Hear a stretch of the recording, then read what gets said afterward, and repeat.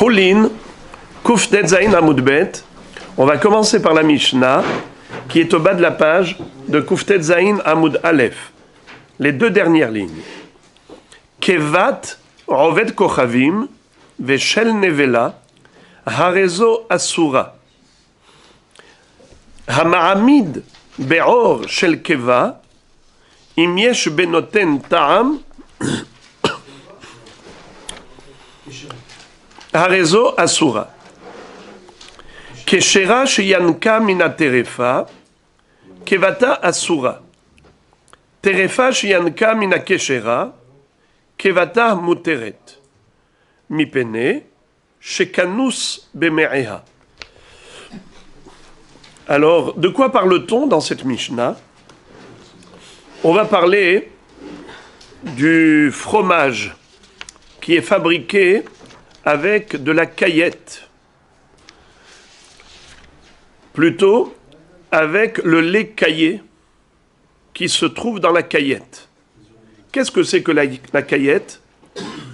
En français, la caillette, ça représente l'estomac du veau, l'estomac de la bête. Une bête, un animal comme une vache par exemple, un veau, a 4 estomacs. Il y a le kérès, il y a ce qu'on appelle en français le bonnet, le feuillet, il y a la panse, il y a l'estomac. Donc l'aliment qu'ingurgite la bête passe plusieurs procédés. Et à la fin, on arrive à l'estomac, la keva en hébreu. Mais la keva, ici dans le lachon de la Mishnah, désigne non pas l'estomac lui-même, qui lui est appelé dans la Mishnah Or HaKeva, la peau de la keva, la chair de l'estomac. Sinon, quand on dit keva tout seul, ça fait allusion non pas à l'estomac lui-même, mais au lait caillé qui se trouve dans l'estomac du petit veau.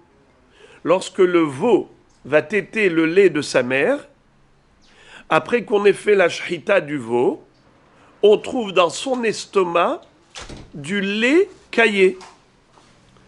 Dans la caillette. Pour ça, peut-être qu'en français, ça s'appelle caillette, l'estomac lui-même, parce qu'à l'intérieur de la caillette se trouve du lait caillé. En hébreu, keva, c'est le lait caillé. Or hakeva, c'est la caillette, c'est-à-dire l'estomac. On peut faire fermenter le lait pour fabriquer du fromage, soit en prenant le lait caillé qui se trouve à l'intérieur de l'estomac, où il y a de l'acide, et on met ça dans le lait, et ça va le faire fermenter, et ça va nous donner du fromage.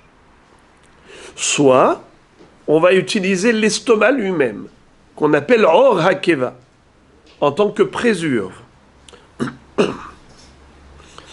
Si on prend juste le lait qui s'y trouve à l'intérieur, et que ce lait était cachère, c'est un petit veau qui, avant la shrita, a bu le lait de sa mère. Donc le lait caillé qu'on a trouvé à l'intérieur, c'est du lait cachère. Si on va fabriquer avec ce lait caillé, on va fabriquer du fromage, il n'y a aucun problème. Car ce lait caillé, c'était du lait pur, du lait cachère. Mais imaginons par exemple que ce petit veau avait vu, par exemple, une ânesse en train d'allaiter son petit ânon. Alors lui, le petit veau, il va lui aussi boire du lait et téter l'ânesse. Et dans son petit estomac, quand on va faire la shrita, on va ouvrir la caillette, on va trouver du lait caillé. C'était du lait caillé qu'il venait de boire de l'ânesse. Qu'est-ce qu'il est ce lait? C'est du lait pas cachère, c'est du lait d'ânesse. Comment on sait En général, il se trouve avec sa mère. Mais je suis en train de parler d'un cas où j'ai la preuve du contraire. J'ai vu de mes propres yeux que ce veau, juste avant de lui faire la shrita, il a été boire du lait d'ânesse. Quel est le digne de ce lait? Eh bien, c'est du lait qui n'est pas cachère. Je ne pourrais pas faire du fromage avec. Ou bien encore un autre cas. Imaginons, il n'a pas bu du lait d'ânesse. Il a bu du lait de sa mère. Et moi, j'ai fait la shrita de la mère. La mère s'est avérée tréfa. Ou bien je ne l'ai même pas fait la shrita. Je n'ai pas fait la shrita à la mère. J'ai vu un lion qui est venu, qui a frappé la mère, la vache. Où la vache, elle est tombée de 5 étages. Elle a eu ce qu'on appelle risouk evarim. Elle est restée comme ça sans bouger. Il vient le petit veau, il va traire le lait de sa mère. Cette mère-là, qu'est-ce qu'elle est? Tréfa. Le lait d'une tréfa est cachère? Non. Hayotse minatame tame. Ce qui sort de l'interdit est interdit. Ce lait que le petit veau a tété de sa mère, a bu de sa mère, n'est pas cachère.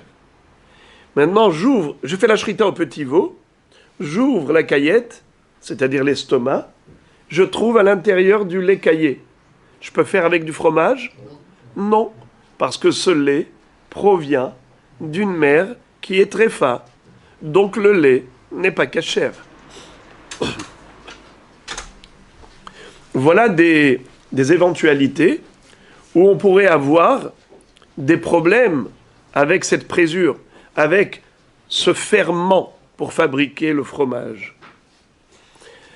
Alors je répète, pour pas qu'on ait à répéter plusieurs fois, la traduction du mot keva, ce n'est pas l'estomac lui-même. C'est le lait qui s'y trouve à l'intérieur. D'accord? C'est le lait qui s'y trouve caillé à l'intérieur. Ça s'appelle, en hébreu, keva. Et comment on appelle l'estomac, qui est donc la poche où se trouve le lait caillé? Or hakeva. La peau de la keva. Bien qu'en général, quand on dit keva, on fait allusion à l'estomac. Eh bien non. Dans le langage mishnatique, keva, c'est le lait caillé qui se trouve dans l'estomac.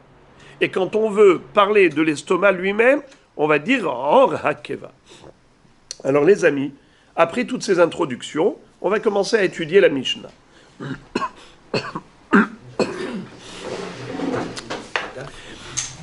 Kuftet Zayin Amud Aleph. En bas, les 2 dernières lignes. Mishnah. Kevat rovet kochavim. Veshen nevela. Harezu asura. Qu'est-ce que ça veut dire? Si par exemple, j'ai pris l'animal d'un goy, une bête, une vache, qui a été égorgée par un goy. D'accord? Ou bien, même qui a été shritée par un juif, mais il a raté son coup. Il a pris par exemple un couteau de shrita où il y avait une faille. C'était en dents de scie. Au lieu que ce soit had vehalak, un couteau lisse. La shrita n'est pas valable. Comment ça s'appelle? Cette bête, elle s'appelle comment? Nevela, pas trefa. Nevela. Quelle est la différence entre terefa et nevela? Terefa, c'est une bonne shrita, mais la bête était malade. Elle avait l'un de ses organes vitaux qui était atteint.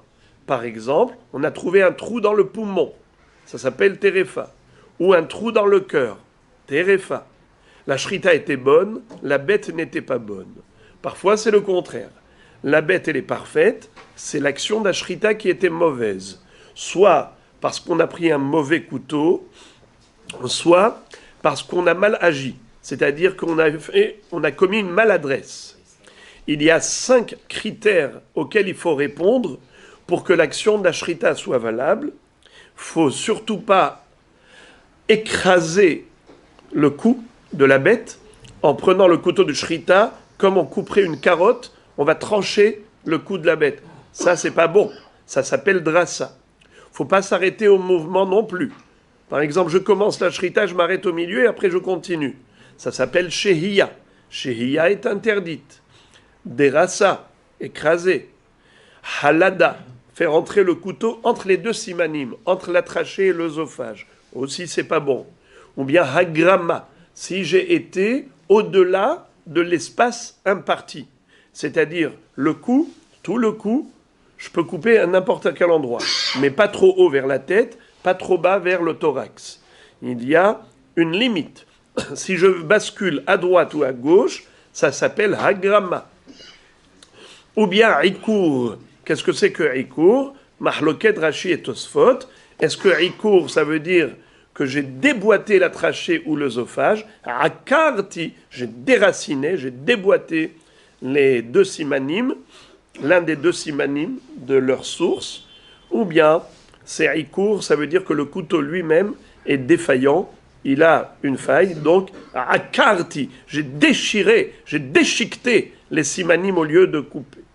Bon, en tout cas, une nevela, c'est une bête non shritée.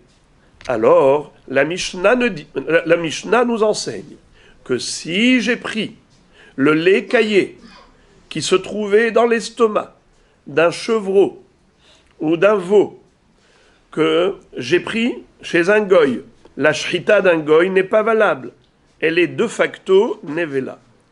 Ou bien même si ça a été shrité par un juif, mais mal fait. L'action d'ashrita était mal faite. Donc la bête, elle est nevela. Qu'en est-il de ce lait caillé? On nous dit que c'est assour. Kevat oved kochavim veshel nevela harezu asura. Le lait qui se trouve à l'intérieur de l'estomac, qui est un lait caillé qui pourrait servir de ferment lactique, de ferment pour fabriquer du fromage, assour, interdit. Deuxième halakha de la Mishnah. Hama'amid be'or shel keva keshera im yesh benoten ta'am harezo asura. C'est-à-dire, maintenant, si vous avez remarqué, la Mishnah n'a pas dit keva, elle a dit or hakeva. Donc ça désigne l'estomac lui-même et non pas le lait qui se trouve dans la caillette. C'est la caillette elle-même. La caillette, c'est l'estomac lui-même, qui peut servir de présure pour faire fermenter le lait, pour fabriquer du fromage. De quoi parle-t-on maintenant? On parle de l'estomac d'une bête qui est kéchéra. La viande, je l'ai mangée dans ma dafina, dans ma pkaïla. Mais l'estomac lui-même, que j'aurais pu manger en tant que viande cachère, qu'est-ce que j'ai fait? J'ai pris cet estomac, je l'ai mis à sécher. Ensuite, je l'ai utilisé comme présure. Et j'ai fait fermenter mon fromage. Maintenant, j'ai du fromage qui a été fabriqué avec de la viande. Cachère ou pas cachère? Alors on me dit que ça dépend d'une chose. Im yesh benoten ta'am harezo asura. S'il y a le goût de viande dans ce fromage, alors le fromage est interdit. Sinon, le fromage est cachère.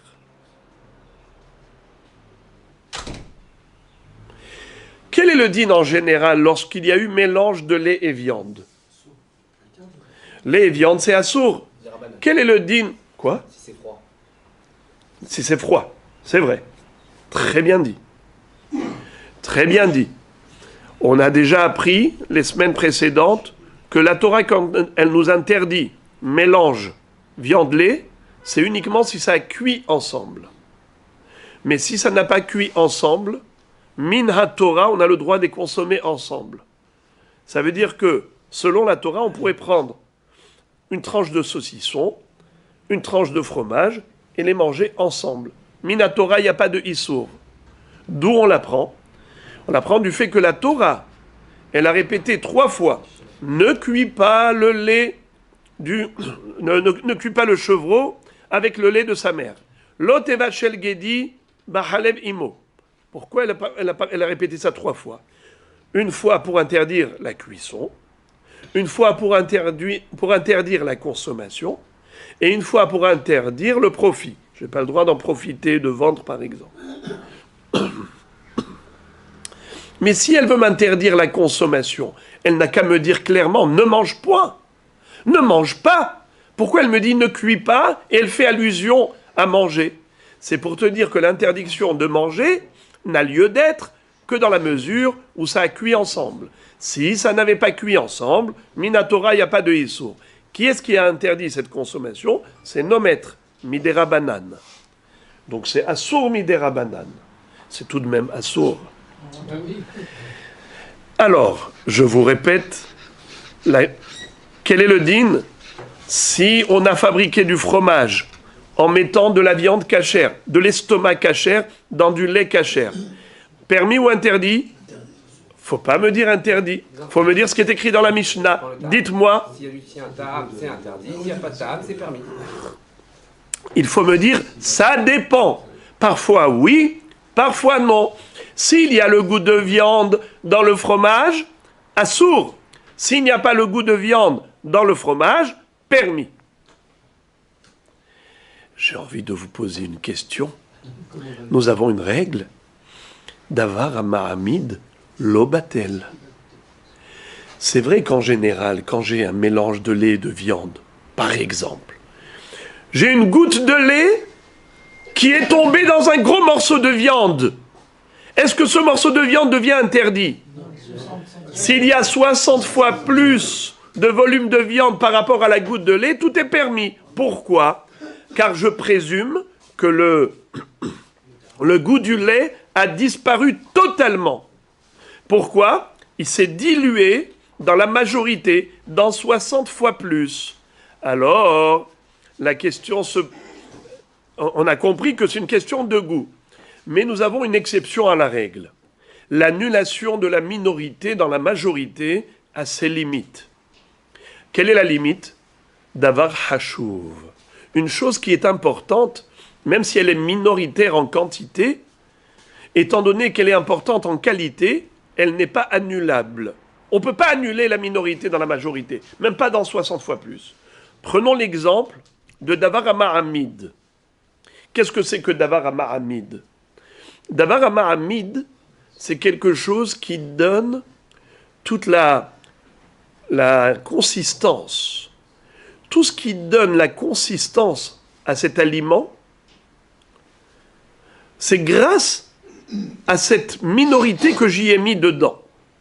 Exemple, j'ai mis de la levure dans de la pâte. Qu'est-ce qui a fait fermenter la pâte? C'est la levure. La levure, c'est vrai qu'elle est petite en quantité, mais elle est ô combien importante en qualité. C'est elle qui donne au pain toute sa valeur. Je mets un ferment dans le lait. Pourquoi faire? Pour obtenir du fromage. Ce fromage, je l'ai obtenu grâce à la petite quantité de présure.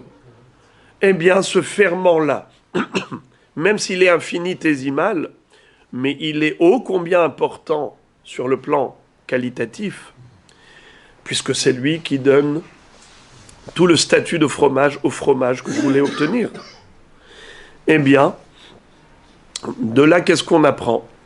Que Davar Amahamid lobatel, quelque chose qui donne la consistance à l'aliment que j'ai obtenu comme résultat, eh bien, n'est pas annulable.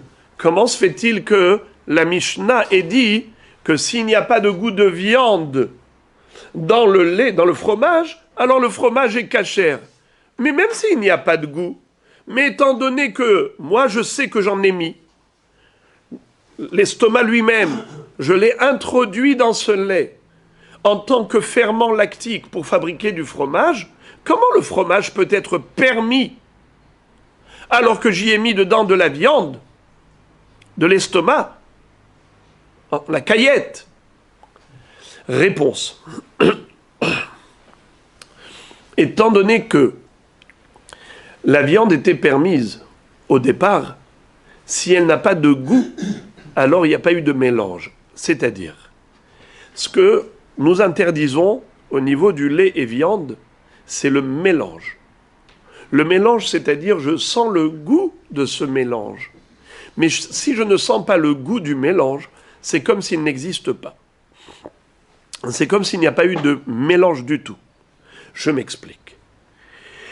Si j'avais fait la même chose, le même procédé de fabrication de fromage avec un estomac de bête non cachère. Je prends une bête non cachère. Par exemple, un chameau. Je prends son estomac. D'accord ? Et je le mets dans mon lait. J'ai énormément de lait. J'ai 1000 fois plus de lait que le volume de ce petit estomac du chameau, par exemple. Oui ? Cachère ou pas cachère, mon fromage ? Pas cachère. Même s'il n'y a pas le goût de l'estomac. Pourquoi ? Car l'estomac était déjà non cachère avant que je le mélange. Alors là, je dis, bien qu'il soit minoritaire, il n'est pas annulé dans la majorité. Pourquoi ? Parce que c'est lui qui donne la consistance.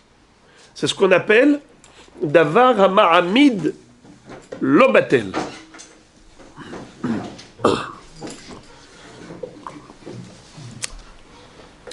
Puisque l'estomac non cachère, c'est lui qui a donné au lait le statut de fromage, la consistance de fromage. Donc je dis, ce issour n'est pas annulé dans la majorité. Même s'il n'y a plus de goût.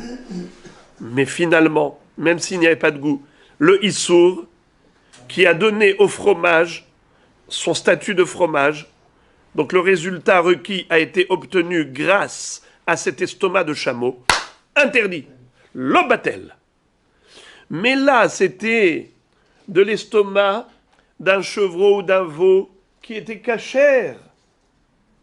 Qu'est-ce qui va rendre ce morceau-là interdit ? C'est qui va le rendre interdit ? C'est le mélange avec le lait. Mais le mélange avec le lait qui va le rendre interdit, à condition qu'il soit là, qu'on le ressente, qu'il soit présent, qu'on ressente le goût de viande avec le goût de lait. Or, il n'y a pas le goût de viande avec le goût de lait.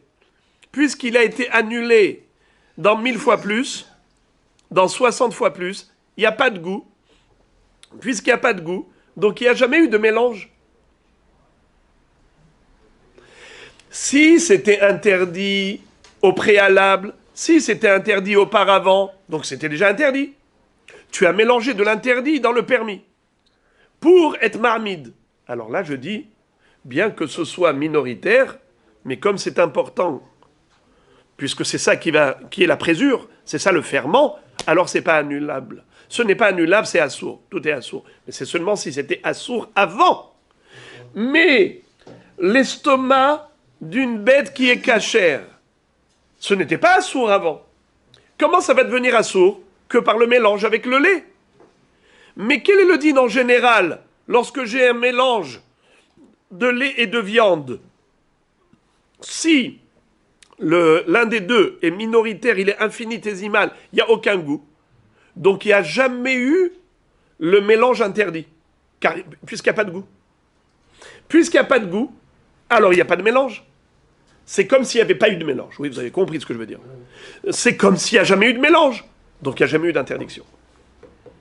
Ce n'est que s'il y a du goût que je dis il y a un mélange de viande et de lait. Alors c'est interdit. S'il n'y a pas de goût, c'est permis. Bien que c'est avec de la viande que j'ai fait fermenter mon fromage.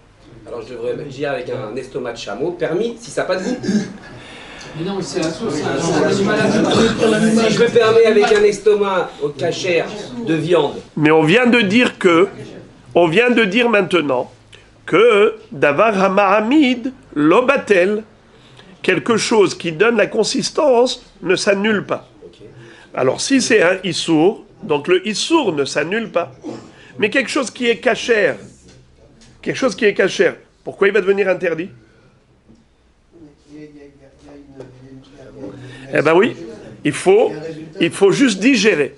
Ça nécessite une digestion intellectuelle. S'il y a 60 fois plus, ça sera... Il y a une médecine, si ça ne change rien, oui. Si la pression est Ouais, c'est-à-dire il faut le goût. S'il n'y a pas de goût, il n'y a pas de issour. Mais qui va se risquer à goûter? Qui va se risquer à goûter? Bonne question. Alors on va appeler... Qui on va appeler? Un goy. On avait déjà dit que un goy professionnel, un chef cuisinier, un fin gourmet, s'il te dit qu'il n'y a pas de goût de ceci et de cela, il ne faut pas qu'il sache que c'est une question de cache-route. Il faut lui dire, voilà, il y a une allergie, nanana. Il faut essayer de le faire parler, mais sier le fitoumo. Et en plus, en tant que professionnel, il ne veut pas se faire une mauvaise réputation pour ne pas perdre sa clientèle. On peut se fier à son témoignage. Comment avec la médecine, à partir du moment où le résultat est arrivé sur le fromage, on peut donner un goût de viande, par exemple. Parce que le résultat final, c'est C'est ça. Donc, ça dépend de combien on a mis. Si on a mis beaucoup de viande, alors on peut... C'est un petit peu comme, je ne sais pas si vous avez remarqué dans des baguettes, où on a exagéré, qu'ils ont mis trop de levure. Vous sentez même la levure au moment où vous mangez. Mais sinon, en général, vous ne sentez pas le goût de levure. Non. Là, ça altère le lait n'est plus lait. Non. La levure a un goût qui disparaît totalement lorsque vous le mettez dans une grande pâte. Bien sûr, quand vous sentez le goût de levure, vous sentez... À partir du moment où il y a du levain qui se fait, obligatoirement, ça fait... Vous mangez une challah, vous sentez le goût de la levure? Jamais de la vie. Depuis quand vous sentez un goût de levure? La levure a une action, a une fonction, mais jamais un goût. Quelqu'un qui sentirait dans son pain le goût de levure, plus jamais il n'achèterait des chalots dans cette boulangerie. C'est écœurant, c'est dégoûtant. La levure est un agent actif, c'est tout. Mais ce n'est pas du tout quelque chose pour le goût. C'est fait pour faire fermenter, c'est pas fait pour donner du goût. Alors je répète, la viande de l'estomac peut faire fermenter le lait pour fabriquer du fromage, mais je n'ai pas du tout le goût de viande.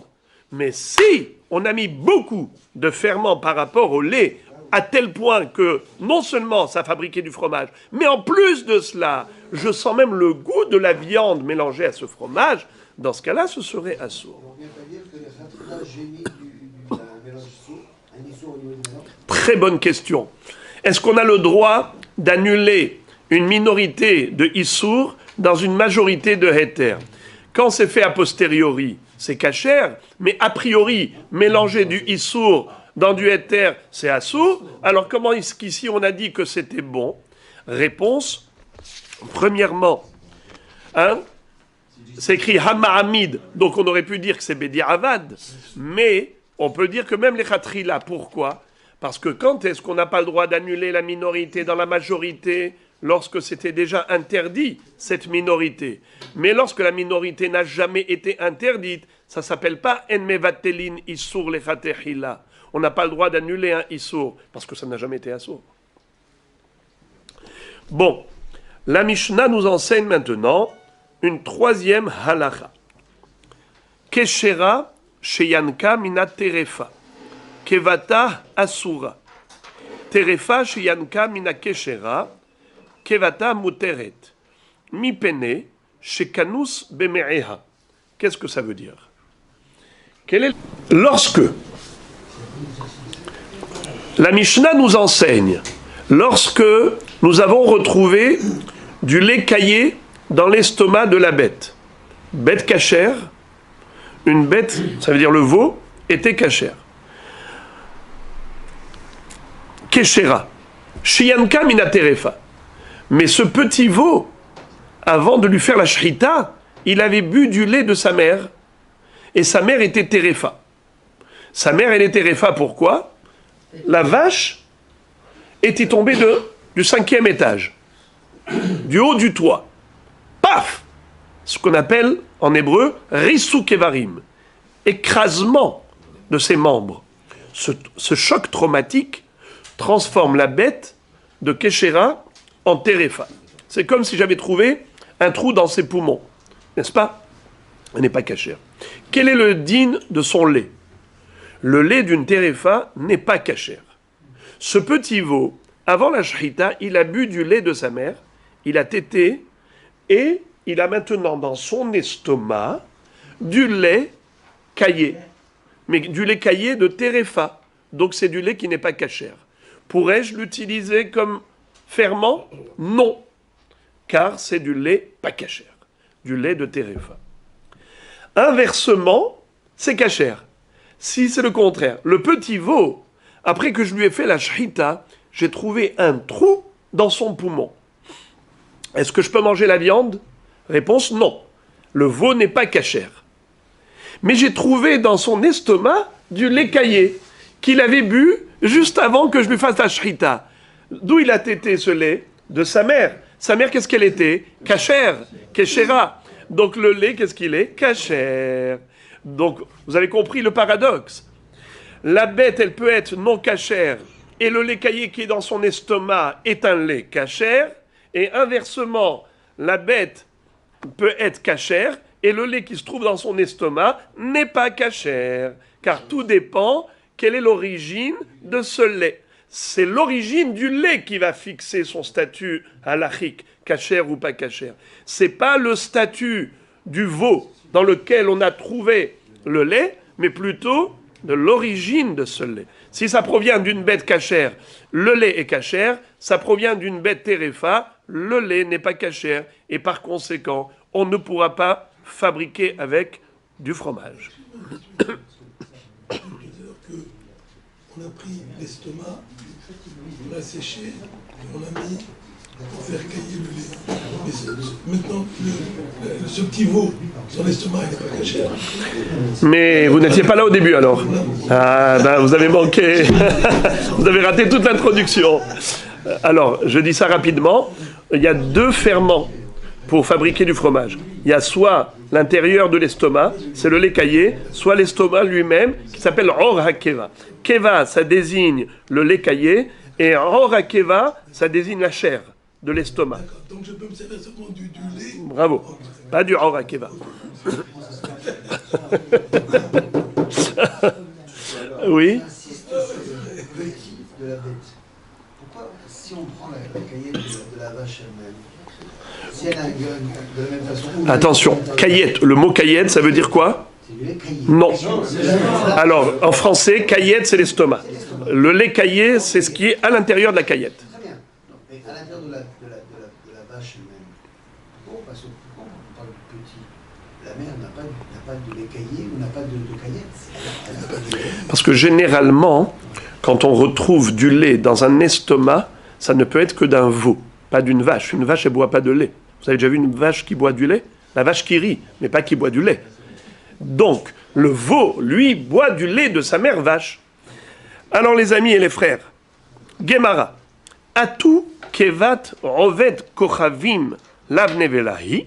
La Gemara pose une question par rapport au premier enseignement de la Mishnah. Qu'avions-nous vu?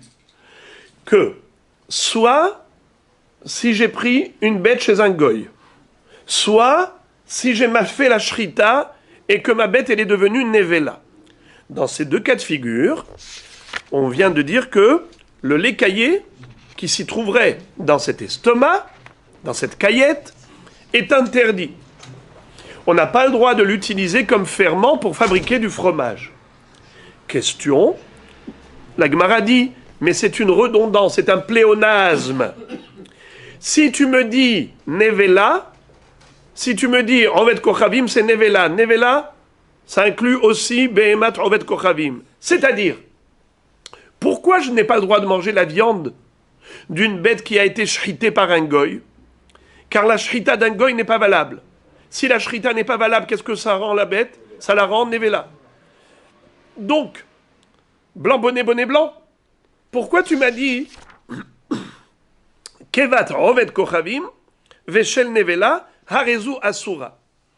Le lait caillé que j'ai retrouvé dans l'estomac d'une bête qui a été égorgée par un goy, ou d'une bête qui a été mal égorgée par un juif qui est nevela, eh bien ce lait-là est interdit pour l'utilisation en tant que ferment, en tant que présure. Mais, ribono shel olam, pourquoi la bête d'un goy, je n'ai pas le droit d'utiliser le lait caillé que j'ai trouvé dedans? Pour quelle raison? Parce que cette bête est nevela? Donc quand tu m'as dit Kevat Nevela, tu as inclus et englobé Kevat Oved Kochavim. Alors pourquoi tu me le dis ça en deux fois? C'est un pléonasme, c'est une répétition inutile. Réponse. Amar Rav Huna, Hacha belokeach gdi min haoved kochavim askinan. Vehaishinan shemayanak min haterefa. C'est-à-dire, on ne parle pas d'un petit veau qui a été égorgé par un goy. Car ça, c'est une évidence que c'est interdit, car ça fait partie de Kevat Nevela. Nous, on parle de quelqu'un qui a acheté un guédi vivant chez un goy. Moi, j'ai été acheter un petit veau chez un goy. Ce petit veau, juste avant l'achat, il avait tété du lait de sa mère. Moi, j'ai acheté ce veau du goy, j'ai fait la shrita. J'ai fait la shrita, qu'est-ce que j'ai trouvé dans son estomac? Du lait caillé. Je veux l'utiliser comme ferment pour fabriquer du fromage. On me dit, t'as pas le droit. Pour quelle raison? Haishinan sheme yanak minaterefa. Nous craignons que peut-être ce petit veau a tété du lait de sa mère qui était terefa chez le goy. Que la vache était terefa. La Gemara dit, ah bon? C'est quoi cette histoire? Ça sort du chapeau, ça. Ve'atnan lokrim betzim min haovdei kochavim ve'en chosheshim lo mishum nevela ve'lo mishum terefa. Nous avons pourtant appris que de manière et de règle générale, en règle générale, quand je vais acheter des œufs chez un goy, des œufs de poule, je ne me prends pas la tête en me disant peut-être que la poule qui a donné ses œufs chez le goy, c'était une poule qui était terefa, ou bien des œufs qu'on a trouvés dans le corps d'une nevela. On se pose des questions pareilles? Pas du tout. Tu vas au rayon de Monoprix. Allez, à shalom. Tu vas prendre comment il s'appelle, le carton d'œufs, et tu vas les manger. Tu ne te poses aucune question. Pourquoi? Parce que, en règle générale, Hachem a bien fait la nature, et la majorité des poules sont en bonne santé. Elles ne sont pas terefa. Et la majorité des œufs, ça a été déjà pondu par la bête. C'est pas qu'on a trouvé dans le corps de la bête Nevela. Vous avez compris c'est quoi l'histoire de la poule Nevela? J'ai fait la shrita d'une poule et je trouve un œuf à l'intérieur de son corps. Ça s'appelle un œuf dans une Nevela. En général, c'est pas comme ça qu'on obtient des œufs. En général, les œufs qu'on achète, c'est des œufs qui ont déjà été pondus. Donc, on va d'après la majorité. La majorité des œufs sont cachers. Tu te poses pas de questions, ne te prends pas la tête, tu achètes et tu manges. Sous-entendu qu'on suit la majorité. La majorité des poules ne sont pas terefa. La majorité des bêtes ne sont pas terefa.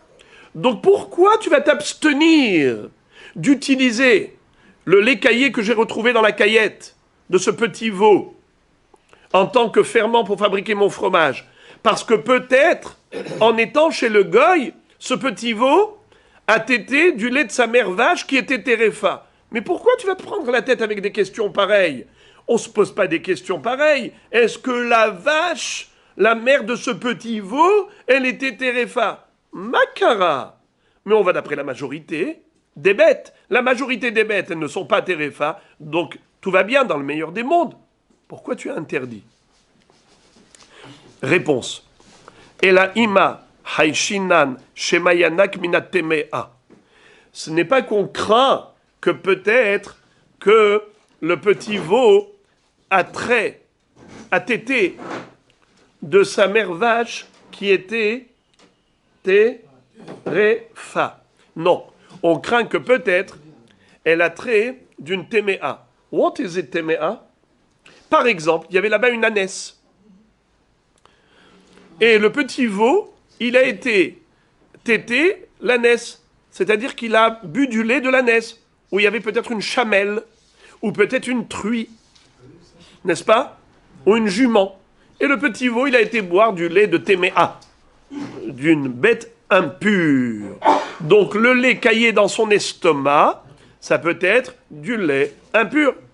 La Gemara dit, c'est cela la raison pour laquelle tu m'interdis d'utiliser le lait caillé dans l'estomac du petit veau que j'ai acheté chez le goy, parce que peut-être juste avant l'acquisition de ce veau, il avait bu du lait d'une bête Téméa. Comment? Il y a un doute. Il y a un doute.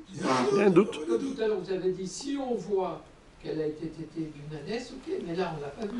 On l'a pas vu, alors qu'est-ce que je dis? Peut-être oui, peut-être non. 50% de oui, 50% de non. Qu'est-ce que je fais? Ça fait que des oraïta. La humra, la Gemara dit, ah bon? La Gemara dit, si nous craignons, excusez-moi, la question de la Gemara est la suivante. Maïshna terefa de lo haïshinan ou maïshna temea de haïshinan. La Gemara dit, pourquoi tu distingues entre terefa et temea? Tu dis, quel était une vache terefa? On ne se pose pas la question. C'est sûr que la bête, elle était cachère. On va dire 99% que la bête, la vache, la mère, elle était cachère. Mais par contre, tu te poses la question, peut-être qu'elle a été tétée une ânesse, ou une jument, ou une truie, ou une chamelle, une behemat mea. Pourquoi tu te poses plus la question par rapport à ça que par rapport à ça? La Gemara répond, Temea shechiha, terefa lo shechiha. Chez le goy, excusez-moi. De manière générale, comme je dis tout à l'heure, Hachem a bien fait la nature, et en règle générale, les bêtes sont en bonne santé. Si elles sont en bonne santé, elles ne sont pas terefa. Donc je ne me pose pas la question, est-ce que peut-être la mère vache de laquelle ce petit veau a bu le lait était peut-être terefa? Non, je ne me pose pas cette question. Je dis que certainement elle était en bonne santé. Mais par contre, Téméa, une bête impure, c'est shachia, c'est fréquent. Pourquoi tu n'as pas vu des chevaux, tu n'as pas vu des ânes, tu n'as pas vu des ânesses, des chamelles? Il y en a plein des chamelles, il y en a plein des ânesses, il y en a plein des truies. Donc ça c'est shachia, c'est plus fréquent que terefa. Terefa, c'est-à-dire une malformation au niveau de la vache, c'est rarissime. Mais Behema Temea, ce n'est pas rarissime. Il y en a des millions. Des bêtes impures, des bêtes interdites. La Gemara dit, ah bon? Ah bon? Si c'est ainsi, dans ce cas-là, Ishecheha afelu gabedidan nami nihush.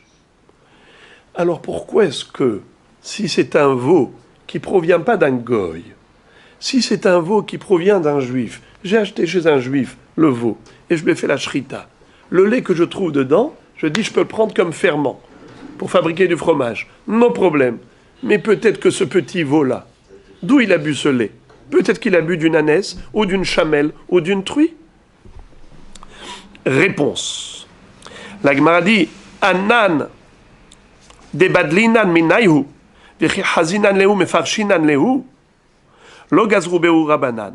Inhu de lo bedile minayhu, vechi hazu lehu, lo mafreshe lehu, gazru behu rabanan. Qu'est-ce que ça veut dire?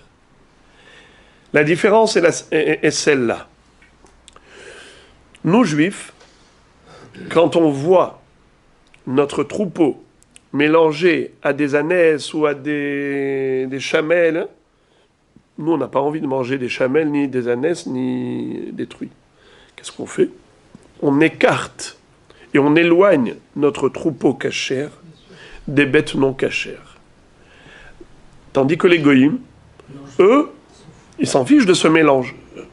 Ils n'ont pas de restriction. Ah, c'est la raison pour laquelle la Mishnah m'a dit, si tu achètes un petit veau chez un goy et que tu as trouvé à l'intérieur de son estomac du lait caillé, tu n'as pas le droit. Pourquoi? Car peut-être que ce petit veau a tété une ânesse ou une chamelle ou une truie. Pourquoi? Parce que chez eux, ça ne les dérange pas le mélange dans le troupeau. Mahon. Tandis que nous, qui sommes vigilants par rapport à cela, étant donné qu'on n'a pas le droit de manger des animaux impurs, alors on fait attention à bien les distinguer, à bien les séparer. De ce fait, on fait maintenant agir la loi de la probabilité. Quelle est la probabilité qu'un petit veau ait tété une chamelle ou une ânesse ou une truie lorsqu'il se trouve dans un troupeau appartenant à un juif? Proche du zéro.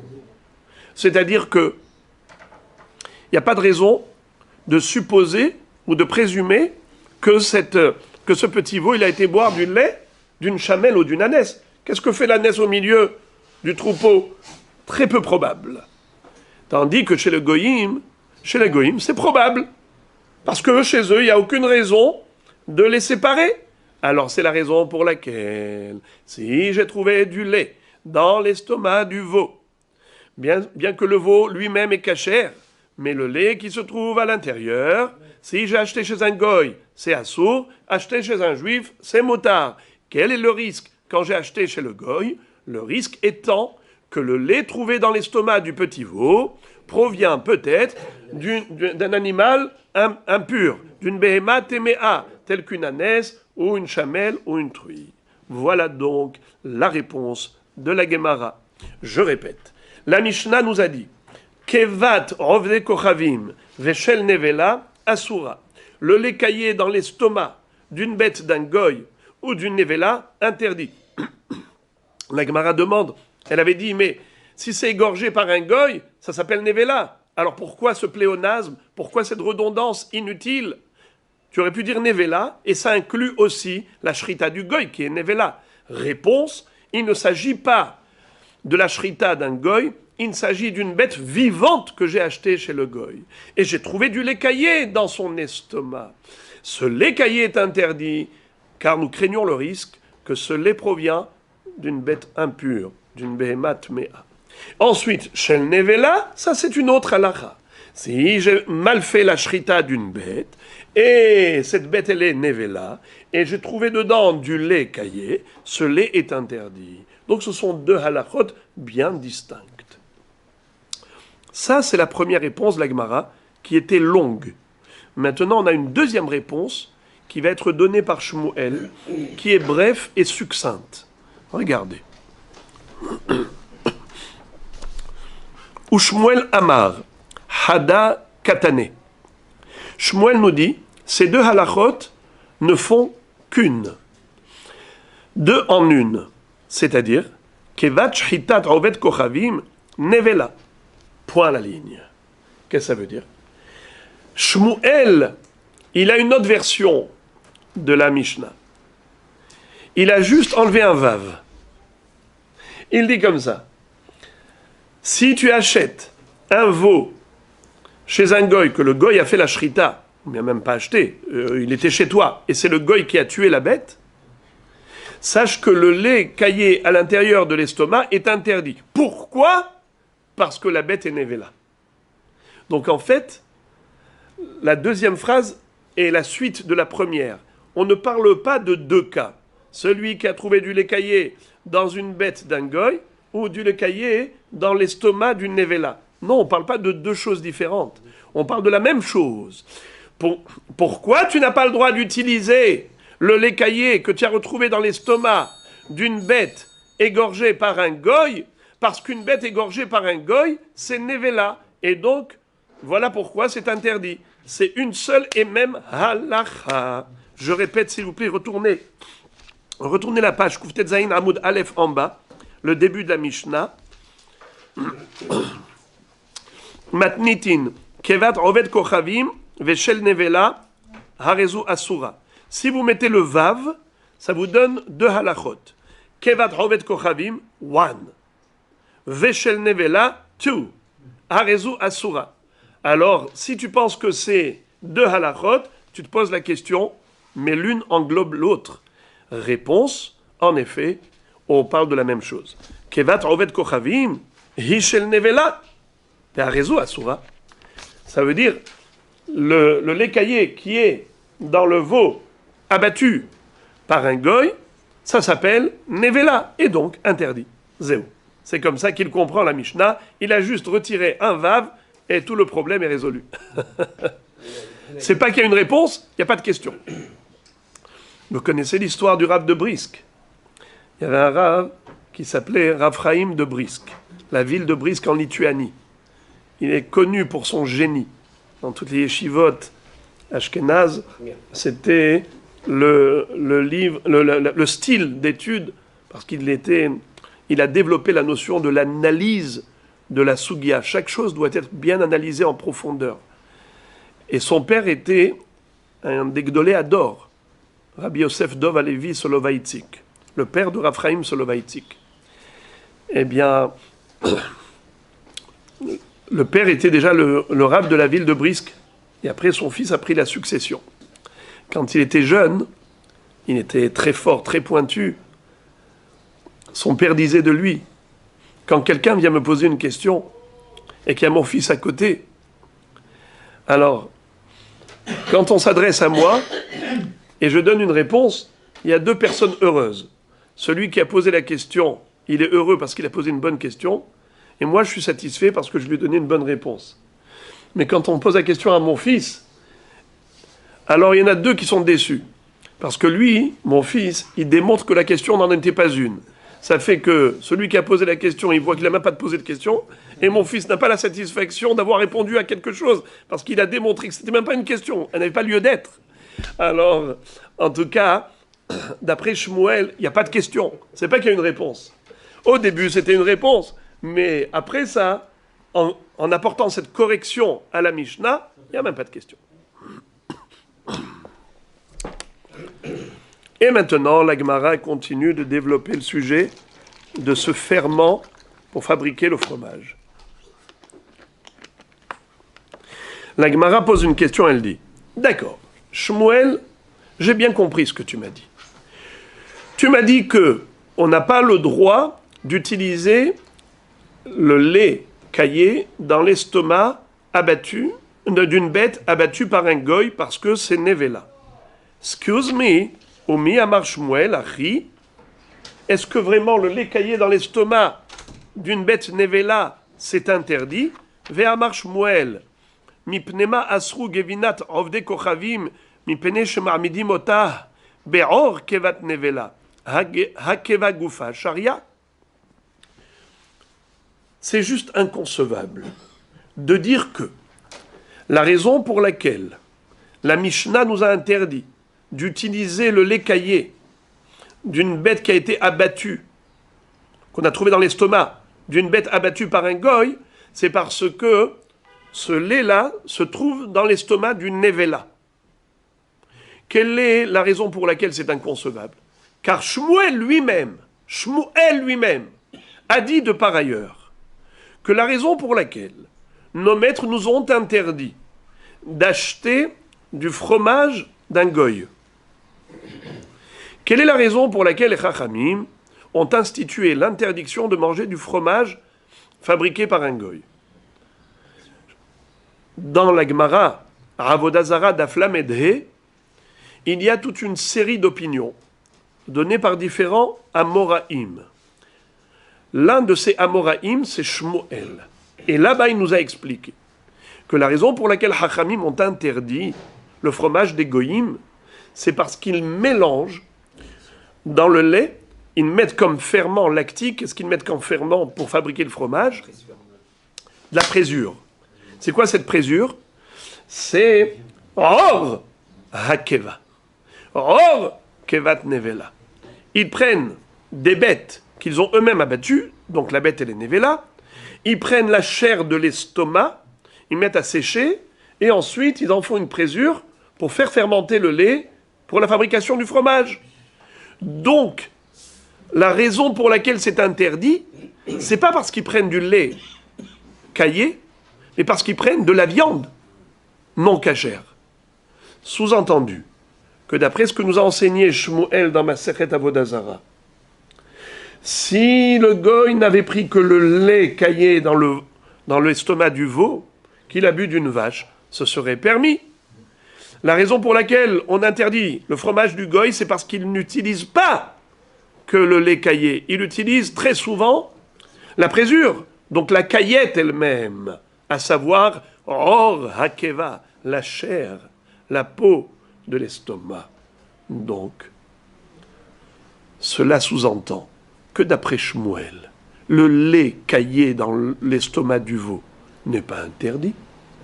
Car d'où il provient, chers amis, d'où provient ce lait qu'il y a dans l'estomac du veau? De sa mère vache. Il a tété de sa mère vache juste avant qu'on lui fasse la shrita. Quel est le problème de ce lait caillé? Zéro problème. C'est du lait kasher, la méhadrine. Alors pourquoi? Pourquoi ça interdit le fromage des goïms? Parce qu'ils utilisent le or hakeva, l'estomac lui-même, et pas le lait qui se trouve dans l'estomac. Alors, Shmuel se contredit. Car ici, il nous a expliqué la Mishnah dans le sens que quoi? Qu'on n'a pas le droit d'utiliser le lait caillé qui se trouve dans l'estomac d'une bête qui a été abattue par un goy parce que cette bête, elle est nevela. Ah bon? Tu interdis le lait caillé? Pourtant, toi-même, tu as dit que la raison pour laquelle nos maîtres ont interdit le fromage des goïms, c'est pas parce qu'ils utilisent le lait caillé qui se trouve dans l'estomac, mais c'est parce qu'ils utilisent l'estomac lui-même. L'estomac lui-même, et pas le lait qui est dans l'estomac. Sous-entendu que le lait qui est dans l'estomac est cachère. Alors Shmuel se contredit.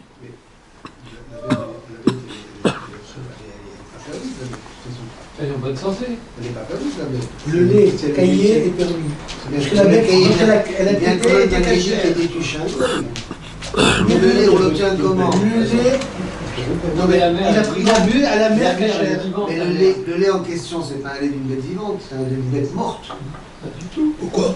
Ben, je sais pas si, depuis tout à l'heure on dit que le lait caillé est un du guédi auquel on a fait la chita. On n'a jamais parlé d'un lait qui sortait du guédi. Qu'on avait, pour retrouver ce lait dans le guédi, il faut bien qu'il soit mort, ce guédi. Le Guédi, c'est Sinon, il n'y a pas lieu de parler de lait, de trouver du lait dans le kebab. Mais la mère du Guédi. Très bien. Très bien.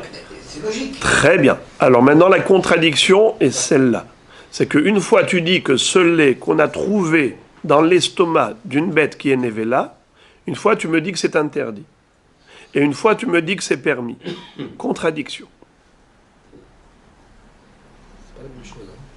Pourquoi? Parce que dans le cas où on aurait égorgé, on aurait fait une shrita qui serait kshera du guédi, le lait qui serait à l'intérieur, ce serait un lait permis, c'est ça que veut dire, la caillette, enfin le lait caillé. Même mieux. Serait permis. Ça c'est sûr. Ça c'est évident que c'est Ça n'a cachère. jamais été interdit. Ça n'a jamais été interdit. Mais mieux que ça encore. Même si ça a été égorgé par un goy, et même si la bête elle est nevela, Shmuel aurait dit de par ailleurs, par déduction de ses paroles, que ce lait est permis. Même si c'est un goy qui a abattu la bête, le lait que j'ai trouvé dans son estomac, ce lait est cachère. Pourquoi? Car d'où provient ce lait qui est dans l'estomac de la bête non cachère? Il provient d'une bête cachère. Non, mais le guédi, le lait kshera. Le lait, pas la bête. Le lait. Répétez, je n'ai pas entendu. Ce qui sort d'une bête qui n'est pas cachère, n'est pas cachère. Le produit du guédi qui aurait été lui égorgé par un goy n'est pas cachère. Non, viens, je veux pas le lait. Attendez, non. Mais- Attends, tu parles, moi aussi j'ai le droit de parler. Rabbi Moshe, Je peux expliquer aussi. Rabbi Moshe, dites-moi, une abeille, une abeille,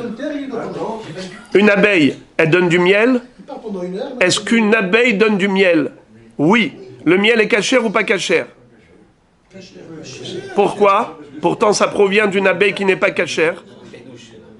Regarde, est-ce qu'une abeille qu'on va écraser, qu'on va tuer, qui va nous donner, duquel on va extraire un miel à ce moment-là, est-ce qu'il va être caché à ce miel?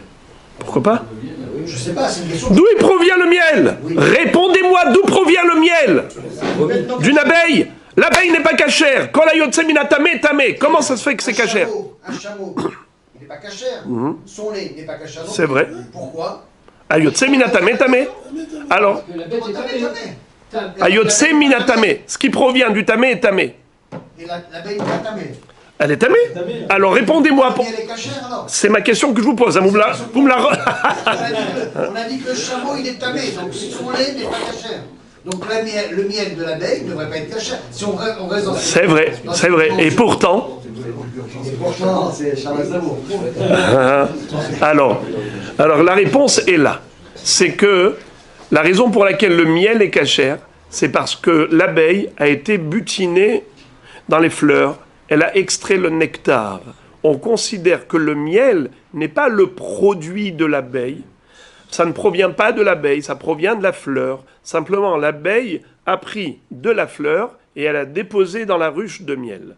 Ce qui fait que, en réalité, ça ne provient pas de l'abeille elle-même. Ce n'est pas son produit, ce n'est pas un dérivé d'elle. Elle n'a fait que facteur.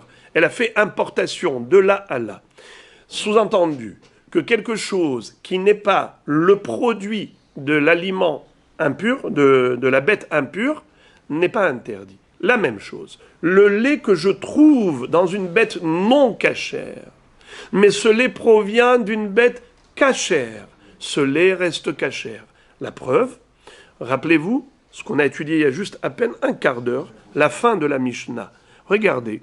Terefa shiyanka mina keshera kevata muteret. Je répète. Terefa, une bête qui est taref, qui a bu du lait d'une bête qui est cachère, le lait caillé dans son estomac, qu'est-ce qu'il est? Rabbi Moshe répondait. Comment ça se fait? Pourtant, ayotse minatame tame. C'est pas la bête qui a été... C'est un produit. Répondez. Du guédi qui a été tué, là, on parle du lait qui est à l'intérieur, qui est encore guédi non caché. Bien sûr qu'il a été tué. Je l'ai tué, je l'ai abattu, je l'ai trouvé terefa. De quoi on parle? Comment j'ai pu obtenir le lait caillé dans un estomac si je ne l'ai pas abattu? Bien sûr que je l'ai abattu. Je l'ai abattu après avoir bu du lait de sa mère. Qu'est-ce que je dis de cette terefa? Le guédi, il est terefa. Je n'ai pas le droit de manger la viande dans la dafina. Est-ce que j'ai le droit d'utiliser le lait qui est dans son estomac? Qu'est-ce qui est écrit dans la Mishnah? Keshera. Alors Shmuel nous dit que c'est pareil pour un veau égorgé par un goy. Égorgé par un goy, la bête, elle est nevela. Et pourtant, le lait qui se trouve à l'intérieur est cachère. Pourquoi? Car la provenance, l'origine du lait caillé dans l'estomac de la bête terefa ou la bête nevela, l'origine de ce lait, c'est de l'extérieur. L'extérieur d'où? D'une vache cachère. Donc ce lait reste cachère. Il est juste déposé à l'intérieur. Exactement comme l'abeille qui prend le miel d'ici et le dépose là. Ça ne provient pas de l'abeille. Car si ça provenait de l'abeille, d'ailleurs, c'est la raison pour laquelle la gelée royale, on l'interdit, c'est parce qu'il y a des enzymes et des éléments de l'abeille elle-même qui sont déposés dans cette gelée royale. Hayotse minatame tame. Mais par contre, le miel qui est juste pris d'ici et déposé ici, tout va bien. Alors, on a compris qu'il faut distinguer entre le corps de la bête et son contenu. Le contenant est interdit, le contenu est permis. Une fois qu'on a compris cet axiome de base, si c'est valable pour Terefa, ça doit être valable pour Nevela. Shrita d'un goy égale Nevela. Ça doit être bon. Et lui-même, Shmuel, dans Masechet Avoda Zara d'Aflamede, il m'a expliqué la raison de l'interdiction du fromage des goyim. Il m'a dit clairement que l'interdiction n'est pas liée au lait caillé qui est dans la bête des goyim, mais à cause de l'estomac lui-même. Mi pene shema amidim et agvina be'or kevat nevela. Be'or kevat nevela. Car la keva elle-même, c'est-à-dire le lait caillé qui est dedans, c'est cachère. Ça provient d'une vache cachère. Pourquoi tu vas interdire? Alors maintenant, on a une contradiction. Contradiction. Shmuel s'auto-contredit entre ma Masechet Avoda Zara et ma Masechet Hulin. Car dans ma Masechet Avoda Zara, il me laisse sous-entendre que le lait caillé dans un veau nevela, c'est cachère. Et ici, il m'a expliqué que pourquoi je n'ai pas le droit d'utiliser le lait caillé de l'estomac d'une bête abattue par un goy, c'est parce que cette bête, elle est nevela. Et alors, si elle est nevela, mais le contenant n'est pas important, c'est le contenu qui compte. Alors, Shmuel se contredit. Utiliser son keva et pas le lait. Nahon. Oui. C'est bon, c'est logique. Bien sûr. Pas keva, oui, keva, mais pas le pas le hors keva. Non. Le hors keva serait caché, mais le lait caillé à l'intérieur ne serait pas caché, parce que ce serait du lait de chamelle. De qui? Si le veau a bu d'une chamelle. Bien sûr. Sûr. C'est une évidence. On va donc utiliser cette caillette, enfin, le hors caillette, le hors keva, il serait caché. Il serait caché à condition qu'il n'y ait pas de ta'am de viande. Oui, on reste dans ces cordes. Alors maintenant, la Gemara dit, alors, comment tu comprends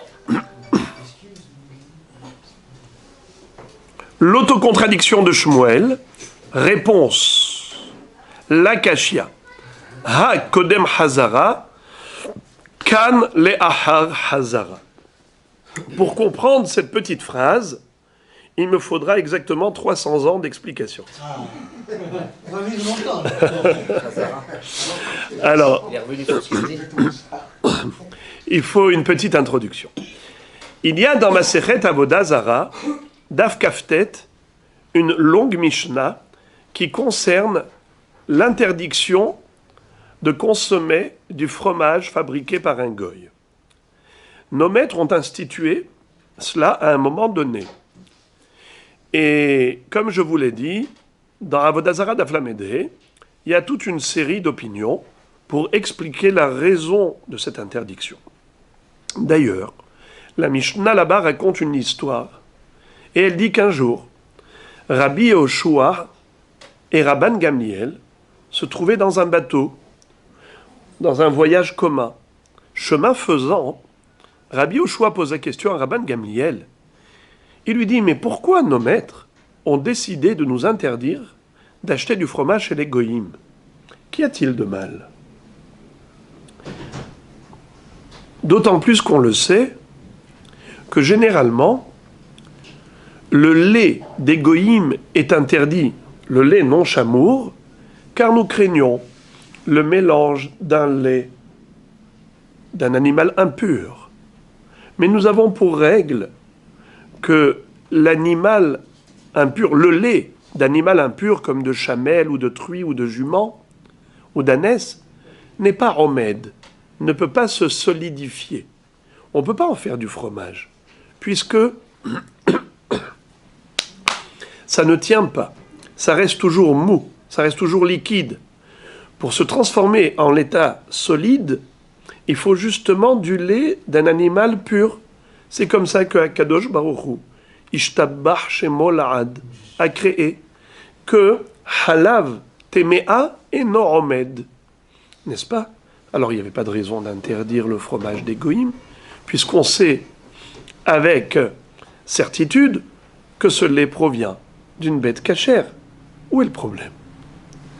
Alors au début, il lui a dit que ils utilisent de la présure, ils utilisent du lait caillé, ils utilisent comme ferment du lait caillé d'animal de Avoda Zara. D'abord de Nevela, de Nevela. Ils utilisent de Nevela. Qu'est-ce que ça veut dire? L'interdiction pour lesquels d'acheter du fromage goy, c'est parce que les Hachamim ont craint qu'ils utilisent comme ferment le lait caillé dans l'estomac d'une Nevela.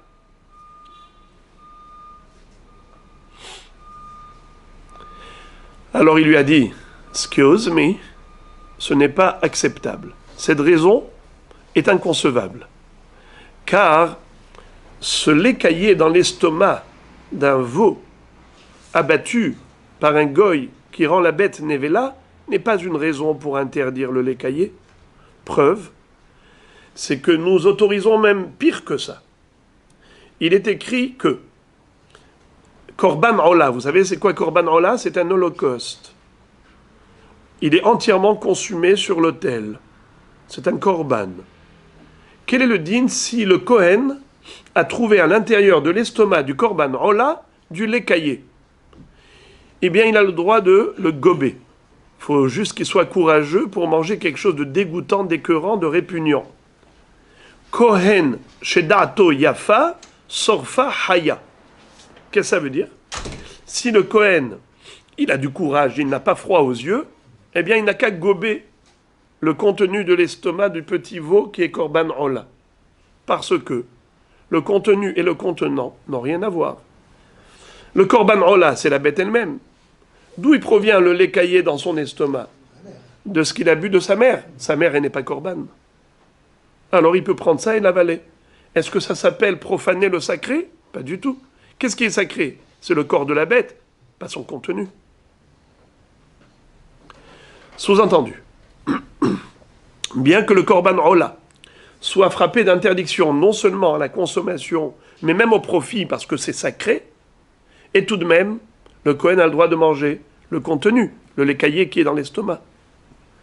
Ne me dis pas que les Chachamim ont interdit de manger le fromage des Goïm parce qu'ils utilisent ce lait caillé. Mais ce lait caillé, il est permis. La preuve, c'est que le Kohen, il peut même l'avaler, même d'un korban. C'est pire que Nevela. Nevela, c'est interdit à la consommation, c'est permis au profit.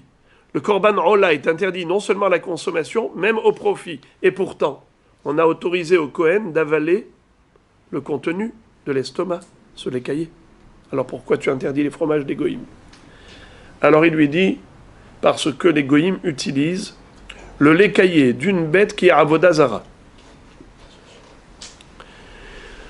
qui a servi de sacrifice à la Avodah Zara. Donc la bête, elle est interdite au profit. Pas seulement le contenant, même le contenu. Pourquoi le contenu? Parce que pour la Avodah Zara, plus la bête elle est volumineuse, et plus l'idolâtre se sent fier d'offrir quelque chose d'important à son idole. Donc même le contenu contribue à l'agrandissement du volume de la bête. Ça veut dire que même le contenu fait partie de la Avodah Zara. Voilà pourquoi c'est assourd de manger le fromage des Goïm. Parce que ils le font avec de la présure de bêtes qui ont été sacrifiées à la Avodah Zara, avec du lait caillé dans la bête. Très bien. Sous-entendu que Rabban Gamliel s'est ravisé. Il a donné une raison. Rabbi Yoshua a posé une question, il a objecté, il a réfuté cette raison. Rabban Gamliel a donné une autre raison. Au début, il a dit parce qu'ils utilisent le lait caillé qu'on retrouve dans l'estomac d'une bête abattu par un goy qui est Nevela. Il lui a dit, c'est pas possible que ce soit ça la raison de l'interdiction, parce que ça c'est permis. C'est un contenu, c'est pas un contenant. La bête elle est Nevela, certes, mais le lait qui se trouve dans son estomac, il a pris de sa mère qui est une vache, qui n'est pas Nevela, vache cachère. Ne me dis pas que c'est ça la raison de l'interdiction. Il lui a dit, tu as raison. Voilà la raison. La raison, c'est parce que ils utilisent du lait caillé d'une bête qui est Avodah Zara. Très bien. Donc vous avez compris qu'il y a la raison donnée par Rabban Gamliel avant et après la réfutation de Rabbi Yoshua. Quelqu'un qui se ravise, ça s'appelle Hazara. Il revient sur sa position. Hozerbo.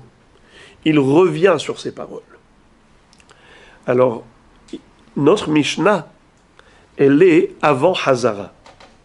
Et ce que dit Shmuel dans Masechet Avodah Zara, c'est après Hazara. Il y a l'avant et l'après, le retour sur sa position de Rabban Gamliel. Avant, on avait cru que c'est assourd de consommer le lait caillé dans l'estomac d'une Nevela. Mais après que Rabbi Yoshua lui a dit, mais il n'y a pas de Issour. Le contenant est interdit parce qu'elle est Nevela, la bête, mais le contenu, c'est que du lait caillé qui vient d'une vache cachère. Après ça, il s'est ravisé. Notre Mishnah à nous, que Shmuel a expliqué. Regardez, relisons la Mishnah. Je vous invite à regarder les 2 dernières lignes de Kuftet Zayin Amoud Aleph. Kevat Ovet Kochavim Veshel Nevela Harezu Asura. Comment Shmuel a expliqué?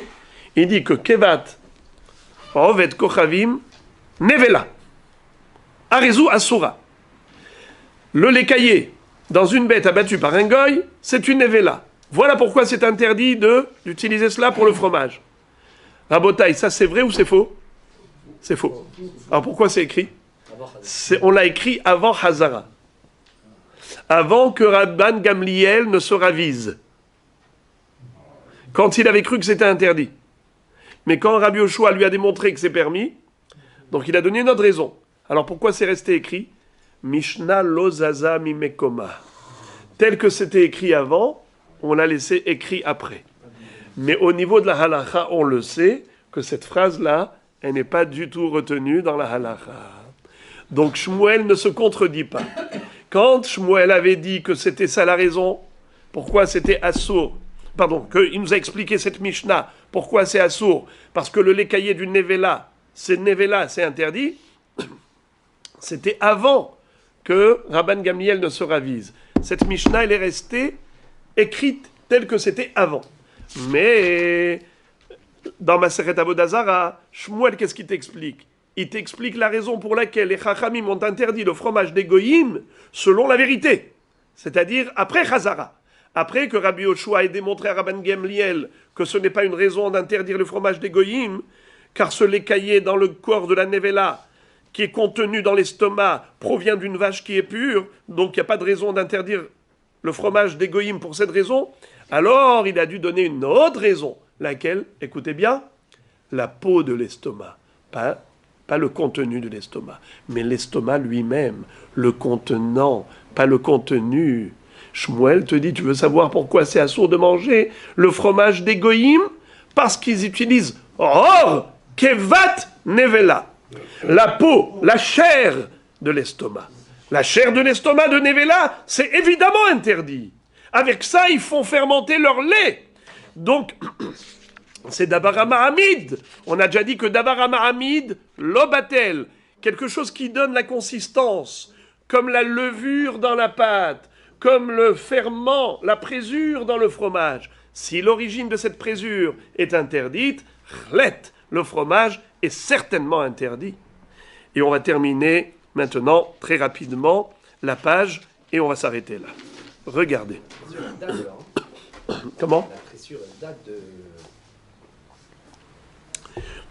Le monde a 5779 ans d'existence. On n'a pas inventé le monde en 2019. Alors,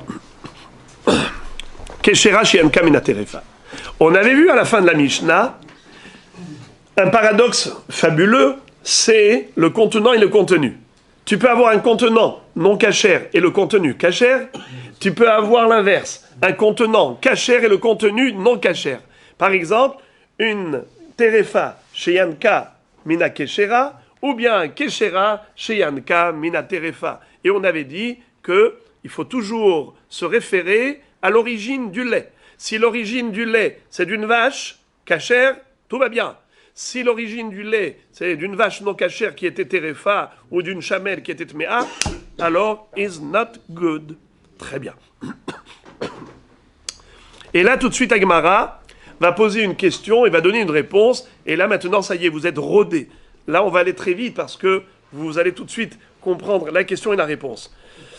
L'Agmara dit comme ça. Veha katane resha, kevat oved kochabim veshel nevela, harezu asura.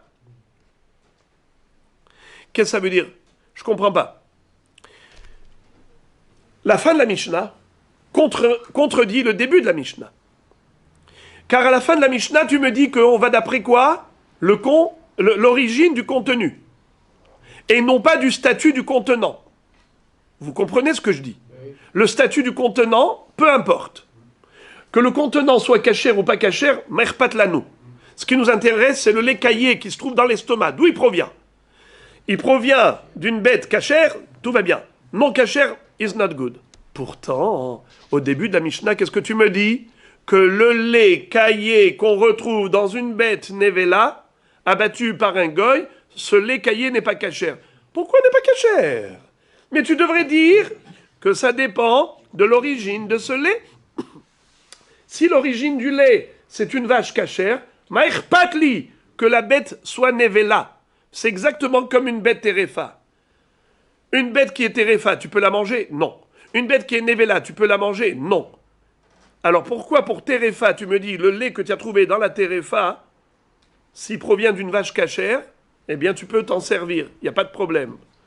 Alors pourquoi tu me dis au début de la Mishnah que le lait caillé que tu as trouvé dans l'estomac d'une bête qui est nevela, abattu par un goy, ce lait caillé n'est pas cachère? Pourquoi n'est pas cachère? Mais s'il provient d'une vache cachère, tout va bien. Réponse. Amar Rafrizda. Rafrizda répond. Reshanir'a keochel nevelot, hacha ikash hita. En fait, c'est une histoire de Issour rabbinique, pas Issour toraïque. C'est quoi cet Issour rabbinique? Hachamim ont dit, quelqu'un qui verrait un homme utiliser ce lait caillé et le mettre dans son fromage, ça veut dire que les gens vont dire, ah, celui-là, il mange une nevela. Celui-là, il mange une nevela. Parce qu'on a vu que c'est le goy qui l'a tué, cette bête. Ou on a vu que la shrita était mal faite. Le bonhomme, il prend le lait caillé qui se trouve à l'intérieur. Celui qui voit de loin, il n'est pas capable de ce discernement. Il dit, tiens, moi je l'ai vu manger une partie de cette bête, qui est interdite. Il risquerait de croire qu'il a mangé de la viande de cette bête, pas le lait caillé. Alors la Gemara dit, mais Terefa aussi.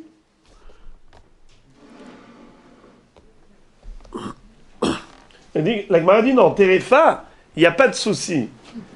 Baruch haba. Pourquoi il n'y a pas de souci au niveau de Terefa? Parce que la Terefa, elle a subi une action de Shrita. Vous avez compris la différence. La différence, c'est l'action de Shrita. Pour une Nevela, il n'y a pas eu de Shrita. C'est justement pourquoi elle est Nevela, parce qu'il n'y a pas eu de Shrita. Donc la forme... Non, mais il y a une shrita, mais elle est mal faite. Shrita mal faite, ça veut dire pas de Shrita. Oui, mais il y a une shrita, il y a du mouvement. Oui. Quelqu'un qui voit. Oui, mais tout le monde voit que, à la fin de la Shrita, dit « Oh là là, malheureusement, it's not good ». Tandis que dans Terefa, au niveau Terefa, qu'est-ce qui s'est passé? L'action était magnifique. L'action de Shrita était splendide. Pour quelle raison? Parce que je vois que... Qu'est-ce que je dis? La bête, elle est problématique. Mais ça ne vient qu'après, quand on a fait l'abdika et on a trouvé un poumon perforé, et ainsi de suite. La Gemara dit, Amarle Rava.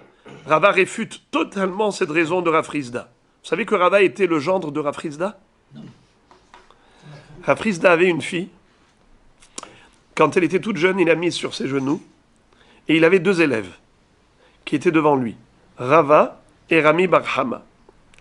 Quand il a pris sa fille sur ses genoux, il lui a dit, ma fille, avec qui tu veux te marier? Avec celui-là ou celui-là? Il lui a dit, avec les 2. Alors, Rava, il sait que ce qui sort de la bouche des enfants, c'est comme une petite prophétie. Alors, il a dit, ça veut dire qu'il y en a un qui va l'épouser, il va mourir, et l'autre va prendre la suite. Rava dit, moi je voudrais être le dernier.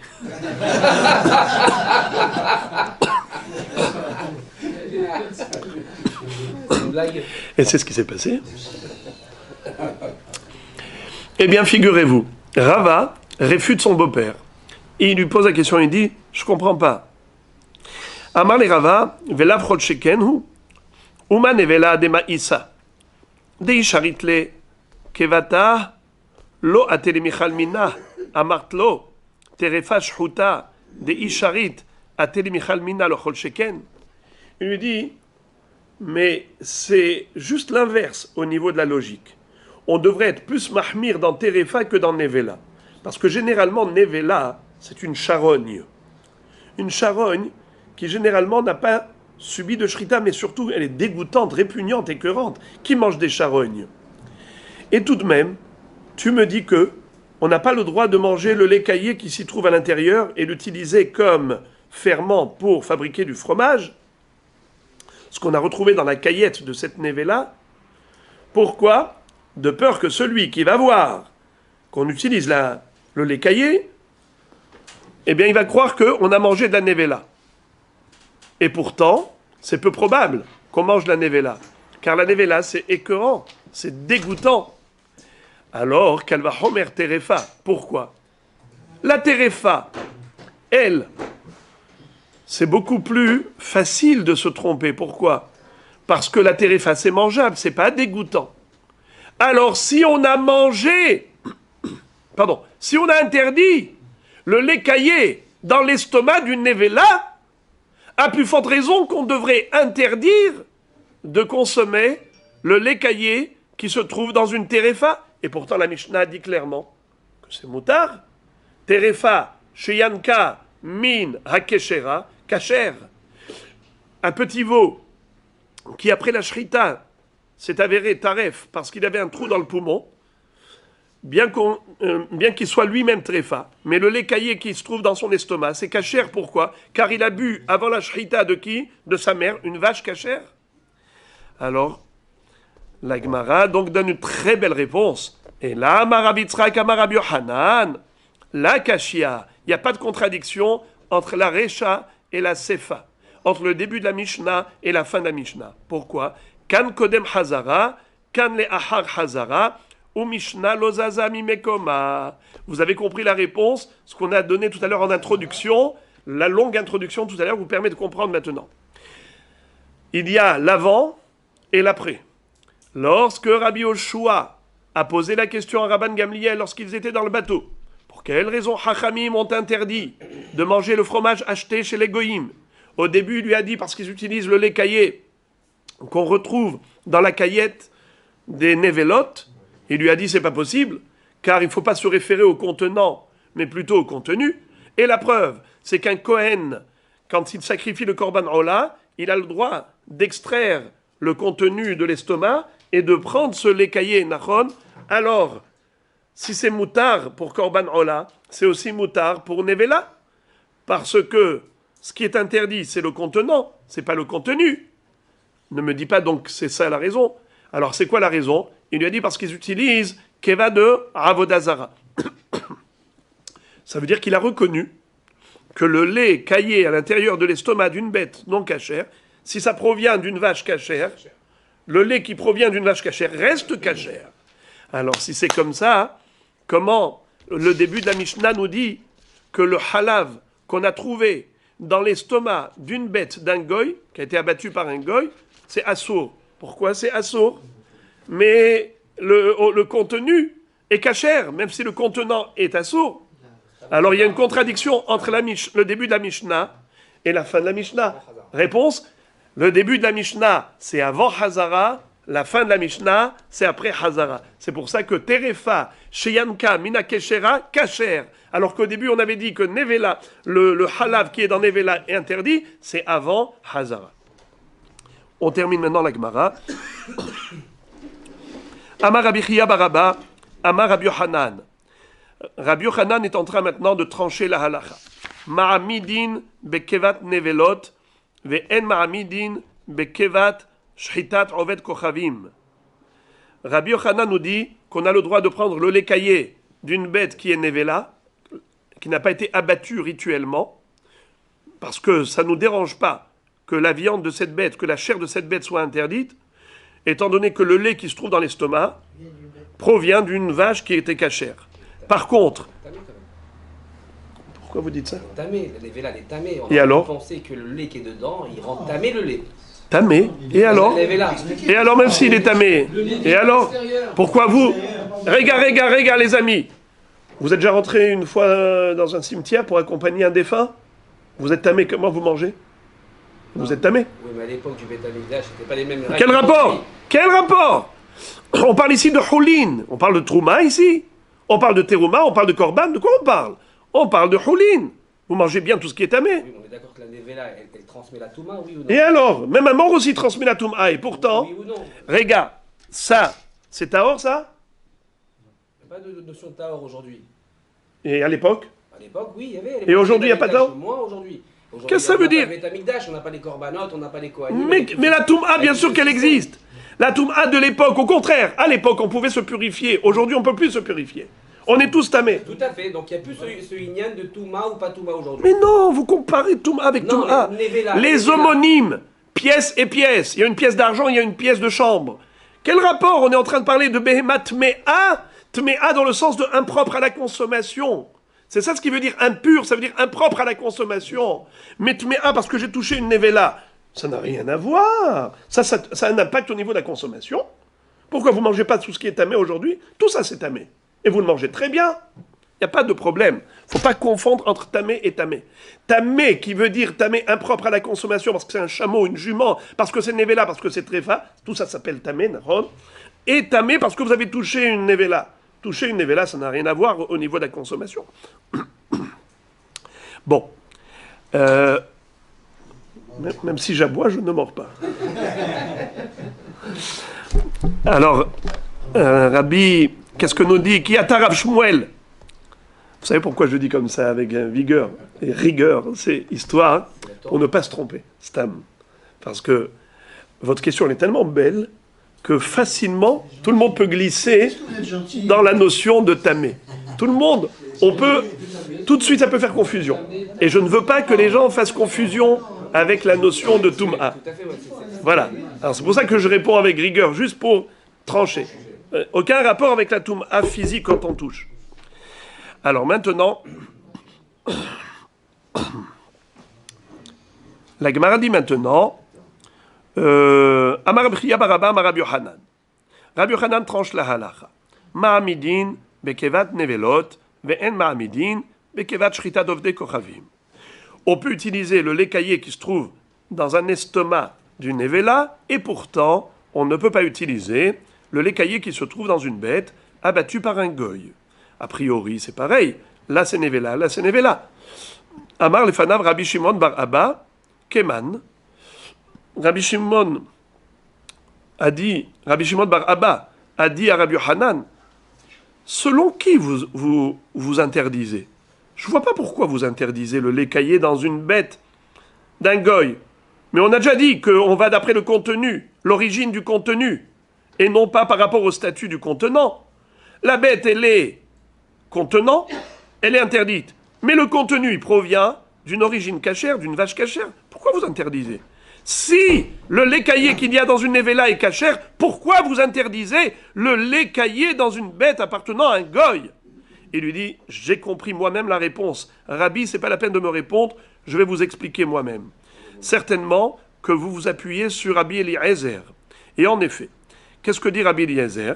Rabbi Eliezer, il dit, Stam mahshevet oved kochavim la avodat kochavim. Un goy, en général, quand il fait la shrita de sa bête, il pense à l'offrir à son idole. Un idolâtre, il est axé sur son idole.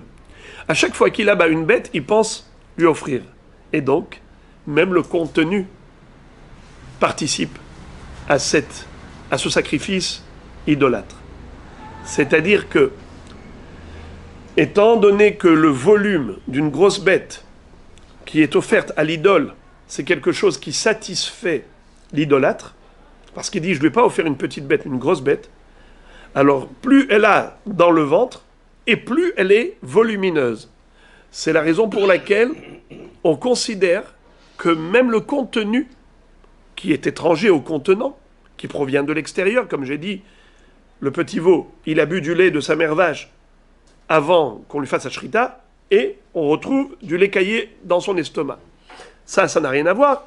Et pourtant, si ça provient d'un goy idolâtre, c'est assour. Pourquoi? Parce que quand le goy, il a abattu sa bête, il a pensé à l'offrir à Avodah Zara. Donc même le contenu est assour comme le contenant. Alors, il lui a dit, comme qui vous pensez? Comme Rabbi Eliezer. Il lui a dit, Ve'ela Keman. Il lui a dit, c'est évident, mon cher élève, tu as compris. Mais c'était tellement évident que je n'avais pas besoin de te le dire. Bravo, tu as compris tout seul. Comment? Non, on parle des idolâtres. Alors maintenant, et en plus, c'est qui dit ça? C'est Rabbi Eliezer. Hachamim ne sont pas d'accord avec Rabbi Eliezer. Hachamim, ils disent, ce n'est pas tous les idolâtres qui, à chaque fois qu'ils abattent une bête, ils pensent à l'idole. C'est pas vrai? Quand ils veulent manger, ils ne sont pas en train de sacrifier des sacrifices, ils sont en train d'aller manger. Alors Rabbi Eliezer dit, même lorsqu'ils veulent manger, ils sacrifient à l'idole, au passage. Hachamim disent non. Donc c'est la raison pour laquelle, quand Rabbi Yochanan a dit qu'on n'a pas le droit d'utiliser la caillette, le lait caillé qui se trouve dans l'estomac abattu d'une bête abattue par un goy, c'est parce qu'il parle d'après Rabbi Eliezer. Rabbi Eliezer, lui, dit que Stam Marchevet, Oved Kochavim, la Avodat Kochavim.